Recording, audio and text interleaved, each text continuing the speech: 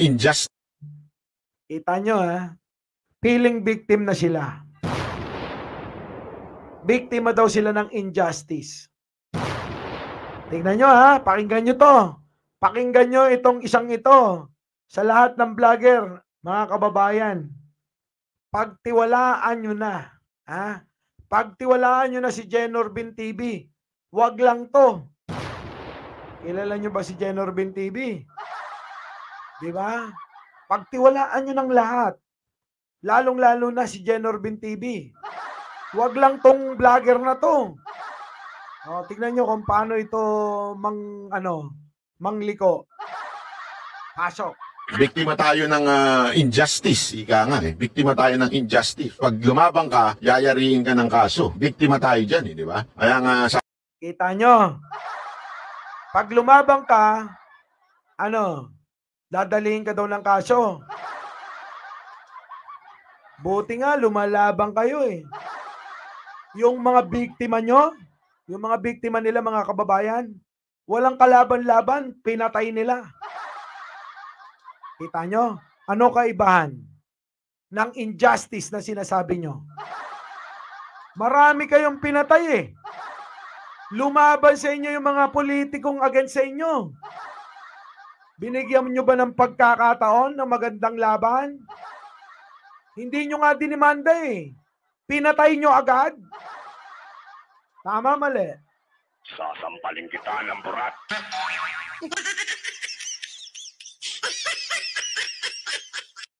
Game. Ito na.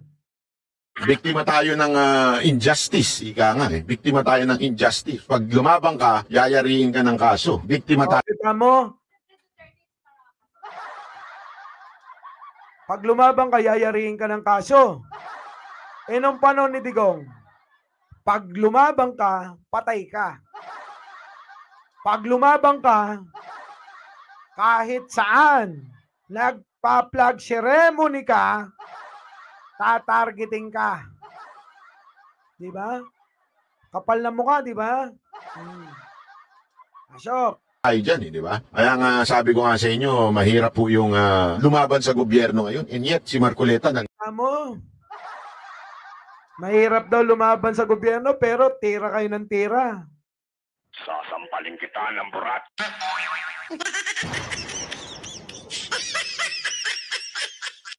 Baka nakalimutan nila, mga kababayan, hindi natin makakalimutan yung pambabalahura nila kay Pangulong Bongbong Marcos at kay Madam First Lady.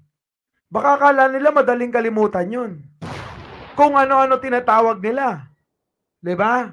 Kung ano-anong mga sinasabi nila. Baka akala nila, limot na natin sila.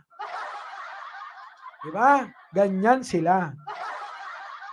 Hindi na. Okay? At ang nakakagulat dito, kahit sa gitna ng mga ganyang pagtutol ni Marcoleta sa gobyerno, di ba? Sabihin natin, baka bumaba ang nito, ang kasikatan ni Marcoleta. Hindi ho. Lalong umangat. Ito pa. Anong lalong umangat? Si Banat Bay, kala mo totoo. Umangat. O, di ba? Sabi niya, number 1 na si Isko.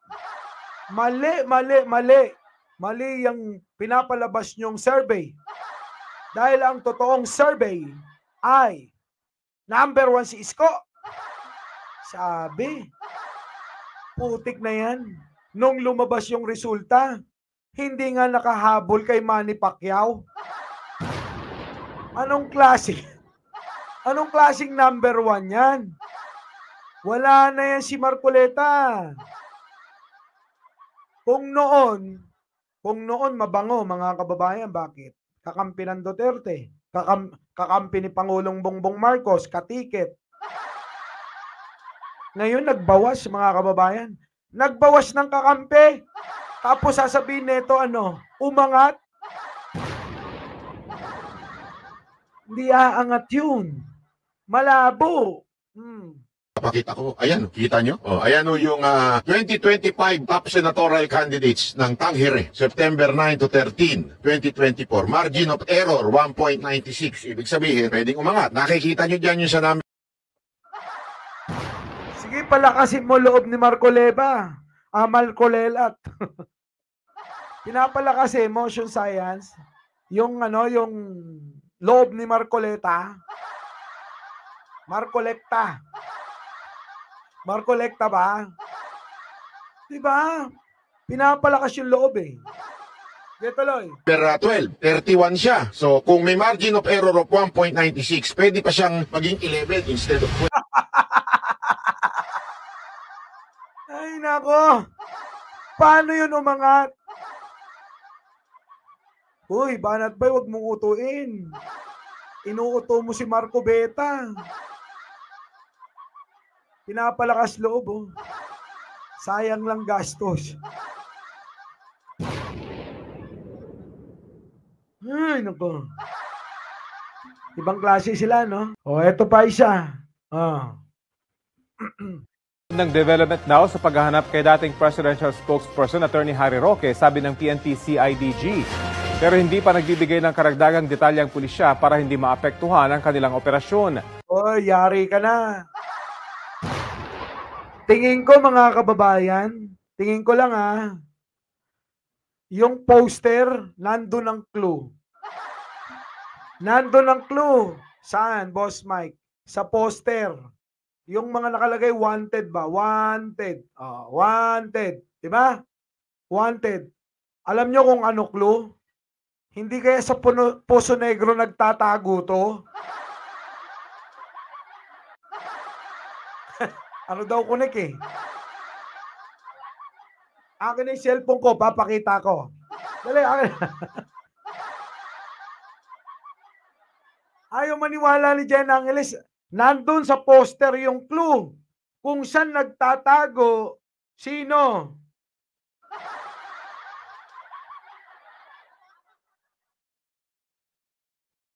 Oh. Ayan o. Nakikita nyo? Ayan. Nandyan yung clue. Nakita mo na? Jen Angeles. Baka sa Poso Negro nagtatago. Nasa Bohol.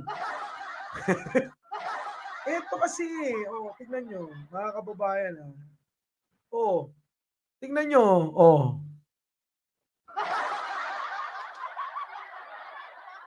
Nasa tabi ni Malabanan. Hindi kaya yun ang clue. Sa Poso Negro nagtatago. Siguro, sabi ni sabi ni Roque, alam niyo naman ng mga bakla. Magaling mag-isip yan. Isip-isip ni Roque siguro. Kiber? Tignan ko nga kung makita nyo ko.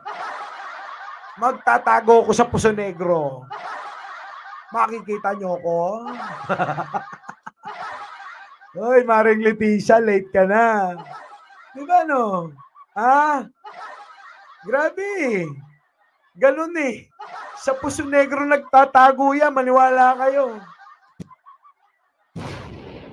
Biruin mo yun. Nagpapanggap na tae ba si Roque? Lumiitlit na nga eh. 'Di ba? Lumiitlit na nga eh. Kasi hindi na makakain sa dami ng stress sa buhay niya. Kung dati isang tawag lang, meron ng ngayon mukhang hindi na pumupunta. 'Di ba? Kung noon lahat kinakain niya kaya ang taba-taba niya, ngayon mga kababayan, kahit anong sarap ng pagkain, pag naiisip niya yung problema at pwedeng mangyari sa kanya, wala nang kwentang pagkain niya. Hindi na masarap lahat ng isusubo niya. Kahit hotdog pa.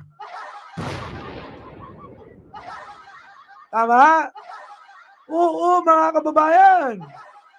Sa dami ng problema, sa dami ng stress, kahit anong sarap ng pagkain, pag naisip niya problema, para sa kanya, hindi na masarap yan. Kahit hotdog pa.